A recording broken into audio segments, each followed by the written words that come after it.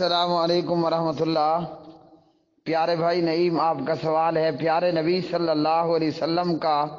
حلیہ مبارک قد و قامت جسامت کیسی تھی؟ ہجرت کے وقت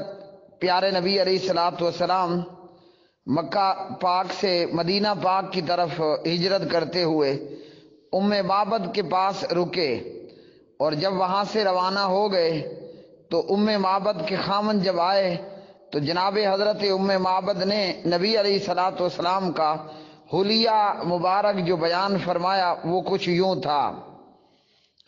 کہ پیارے نبی علیہ الصلاۃ والسلام کا چمکتا دمکتا رنگ، تابناک چہرہ، خوبصورت ساخت، اور اسی طرح پیارے نبی علیہ الصلاۃ والسلام کی سرمگی آنکھیں، لمبی پلکیں، بھاری آواز، لمبی گردن، اور سیاہ اور سفید آنکھیں، اور اسی طرح باریک اور باہم ملے ہوئے ابرو، چمکدار کالے بال، خاموش ہوں تو پروقار باوقار، اور جب گفتگو کریں تو پرکشش، دیکھنے سے تابناک اور پرجمال چہرہ، اور قریب آ کر گفتگو کریں تو خوبصورت اور پیاری اور شیریں گفتگو، بات کریں تو واضح اور دو ٹوک، نہ انتہائی مختصر اور نہ زیادہ فضول۔ اسی طرح انداز ایسا، بات کریں تو مختصر نہ کہ فضول، انداز ایسا کہ گویا لڑی سے موتی جھڑ رہے ہیں۔ اور آپ صلی اللہ علیہ وسلم کا قد نہ بہت زیادہ لمبے قد کے اور نہ ہی گٹکی قد کے، بلکہ درمیانی اور برابر کی قد۔ حضرت علی بن ابی طالب رضی اللہ تعالی عنہ پیارے نبی علیہ الصلاۃ والسلام کا حلیہ بیان کرتے ہیں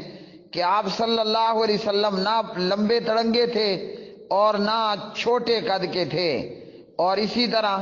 پیارے نبی علیہ الصلاۃ والسلام کے دو کندھوں کے بیچ میں مہر نبوت، اور آپ صلی اللہ علیہ وسلم کا چہرہ جو ہے وہ گول اور رنگ گورا گلابی، نہ بہت زیادہ سفید اور نہ گندمی۔ اسی طرح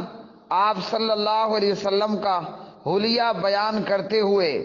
جناب جابر رضی اللہ تعالی عنہ بھی پیارے نبی علیہ الصلاۃ والسلام کے تعلق سے فرماتے ہیں کہ آپ صلی اللہ علیہ وسلم کا قد درمیانہ اور چہرہ جو ہے وہ پیارا، نہ بہت زیادہ گورا اور نہ گندمی رنگ۔ انس بن مالک رضی اللہ تعالی عنہ فرماتے ہیں کہ پیارے نبی علیہ الصلاۃ والسلام کی ہتھیلیاں کشادہ تھیں، اور آپ صلی اللہ علیہ وسلم کا رنگ چمکدار، اور پیارے نبی علیہ الصلاۃ والسلام کی کن پٹی کے بالوں میں اور داڑھی بچہ میں کچھ بال جو ہے وہ سفید تھے۔ پیارے نبی علیہ الصلاۃ والسلام کی وفات کے وقت